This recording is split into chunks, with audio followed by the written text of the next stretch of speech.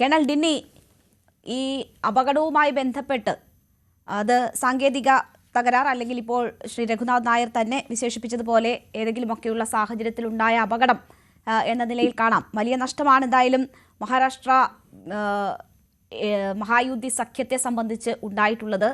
പ്രധാനമന്ത്രിയും രാഷ്ട്രപതിയും ഒക്കെ അങ്ങനെ ഉൾപ്പെടെ എല്ലാവരും തന്നെ ഈ മരണത്തിൽ അനുശോചനം രേഖപ്പെടുത്തുന്നതൊക്കെ കാണാൻ പറ്റുന്നു. പക്ഷേ ഒരു ഭാഗത്ത് ഈ അപകടത്തിൽ ചില സംശയ ദൃഷ്ടിയോടുകൂടിയുള്ള പ്രതികരണങ്ങൾ കൂടി വരുന്ന ഒരു സാഹചര്യമുണ്ട്. എങ്ങനെയാണ് താങ്കൾ നോക്കിക്കാണുന്നത്? ഇപ്പോൾ രഘുനാഥ് ചൂണ്ടിക്കാട്ടിയതുപോലെ തന്നെ ഉള്ള ഒരു അപകടം എന്ന നിലയിലാണോ?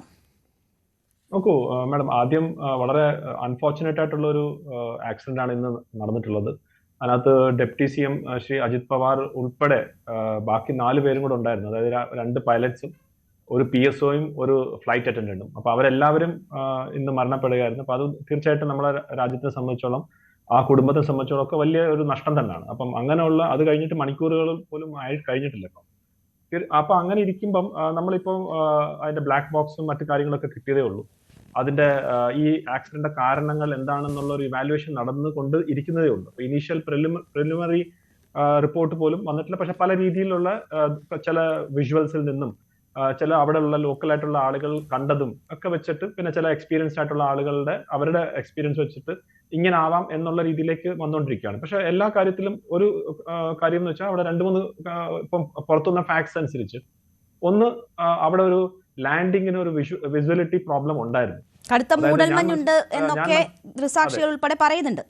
അതെ. അപ്പൊ അതൊരു എനിക്ക് തോന്നുന്നു ഒരു 3000 മീറ്റർ 3 കിലോമീറ്റേഴ്സിന്റെ വിസിബിലിറ്റി മാത്രമേ ഉള്ളായിരുന്നാണ് ഫൈനൽ ആയിട്ട് വരുന്ന റിപ്പോർട്ട്സ് മനസ്സിലായി. അപ്പൊ 2.5 to 3 കിലോമീറ്റേഴ്സ് പറഞ്ഞാൽ ബേസിക്കലി ഒരു എയർക്രാഫ്റ്റ് ലാൻഡ് ചെയ്യണം മിനിമം ഒരു 5 കിലോമീറ്റേഴ്സ് എങ്കിലും വിസിബിൾ ആയിട്ട്, അതായത് ഇൻസ്ട്രുമെന്റ് ലാൻഡിംഗ് സിസ്റ്റം ഉണ്ടെങ്കിൽ കുഴപ്പമില്ല.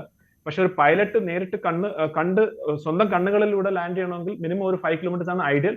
പക്ഷെ എക്സ്പീരിയൻസ് ആയിട്ടുള്ള പൈലറ്റ്സ് 2.5 കിലോമീറ്റേഴ്സ് 3 കിലോമീറ്റേഴ്സിലൊക്കെ ചെയ്യാറുണ്ട്.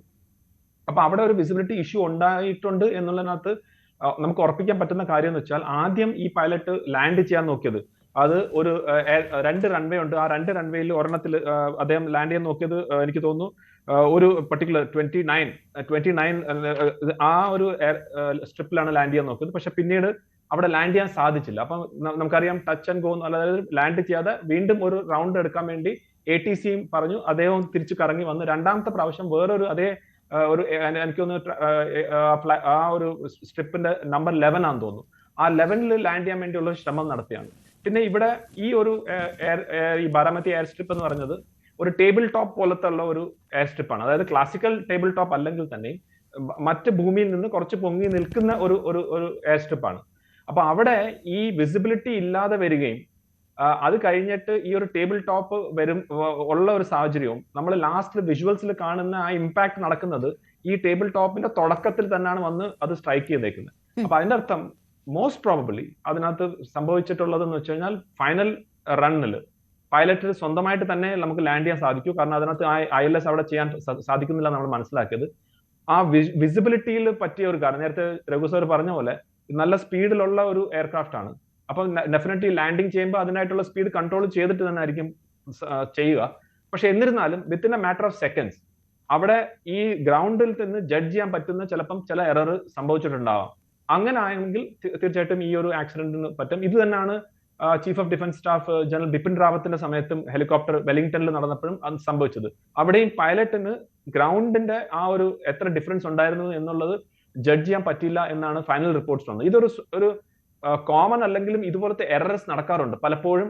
പ്രത്യേകിച്ച് മിലിറ്ററി എയർക്രാഫ്റ്റിലൊക്കെ ആണെങ്കിൽ ഈ ലാൻഡിങ്ങിന് സമയത്ത് വരുന്നത് ഗ്രൗണ്ട് എത്ര മുകളിലാണോ അല്ലെങ്കിൽ താഴെയാണോ എന്ന് ചിലപ്പം ഒരു ഡിസ്ഓറിയന്റേഷൻ പൈലറ്റ്സിന് പലപ്പോഴും ഉണ്ടാവാറുണ്ട്. അപ്പൊ അങ്ങനെയുള്ള ഒരു കേസ് ആവാം ഇത്. രണ്ടാമതായിട്ട് ഇതിനകത്ത് എന്തെങ്കിലും ടെക്നിക്കൽ ഫോൾട്ട് ഉണ്ടോ? കാരണം ധാരാളം റിപ്പോർട്ട്സ് വരുന്നുണ്ടെന്ന് ATC വിളിച്ചിട്ട് ഒരു ഔട്ട് ഓഫ് കമ്മ്യൂണിക്കേഷൻ കുറച്ച് ടൈമിലേക്ക് ഉണ്ടായിരുന്നു.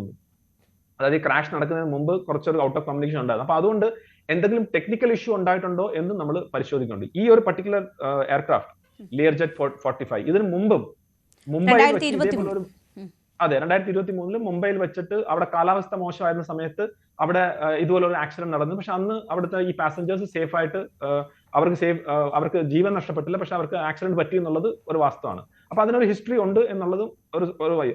അപ്പൊ ഇതൊക്കെ വെച്ച് നോക്കുമ്പം തീർച്ചയായിട്ടും നമ്മൾ ഡിസ്കസ് ചെയ്യുന്ന സമയത്ത് ഒരു ആക്സിഡന്റ് ആണ്, അതൊരു എന്താ പറഞ്ഞ അതിനകത്ത് എന്തെങ്കിലും അൺനാച്ചുറൽ ആയിട്ടുള്ള ഒരു കാര്യം ഇല്ല എന്നുള്ളത് എല്ലാം ക്ലിയർ ആയിട്ടുള്ള കാര്യങ്ങളാണ് വരുന്നത്. ഇതിനകത്ത് പൈലറ്റ്സ് വളരെ എക്സ്പീരിയൻസ് ആയിട്ടുള്ള 16,000 hours ഫ്ലൈ ചെയ്ത ക്യാപ്റ്റൻ സുമിത് കപൂർ. അപ്പൊ അതുപോലെ തന്നെ അതിന്റെ കോ പൈലറ്റ് ആയിട്ടുള്ള ആ ലേഡി, എനിക്ക് ആ ലേഡിയും ഇതുപോലെ തന്നെ എന്താ പേര്, പാഠക്, അതെ, ശംഭാബി പാഠക് എന്ന് പറഞ്ഞ ആ ലേഡി, അവരെല്ലാം എക്സ്പീരിയൻസ് ആയിട്ടുള്ളതാണ്. അപ്പം അവിടെ ഒരു വേറെ എന്തെങ്കിലും രീതിയിലുള്ള ഒരു കോൺസ്പിറസി സത്യം പറഞ്ഞാൽ ഈ സമയത്ത് നമ്മൾ ഡിസ്കസ് ചെയ്യുന്നത് പോലും ഈ മരിച്ചുപോയവരടുത്ത് പോലും നമ്മൾ ഒരു അനാധാരാവ് കാണിക്കുന്നു എന്നുള്ള രീതിയിൽ എനിക്ക് തോന്നുന്നു. ശരി, എന്തായാലും കോൺഗ്രസ് ഇപ്പോൾ അന്വേഷണം വേണമെന്ന ആവശ്യം മുന്നോട്ട് വെച്ചിട്ടുണ്ട്. മമതാ ബാനർജി രാജ്യത്തെ രാഷ്ട്രീയ നേതാക്കളുടെ ജീവൻ എന്താണ് വില എന്ന തരത്തിലൊരു സംശയം ഉയർത്തിക്കൊണ്ടുള്ള പ്രതികരണമാണ് ഇത് നടത്തിയിട്ടുള്ളത്. ഞാൻ അതിൽ രണ്ടാം ഘട്ടത്തിൽ താങ്കളിലേക്ക് എത്താം. ശ്രീ രഘുനാഥ് പാലേരി. കൂടുതൽ വാർത്തകൾക്ക് news 18 Keralam YouTube channel subscribe ചെയ്യുക.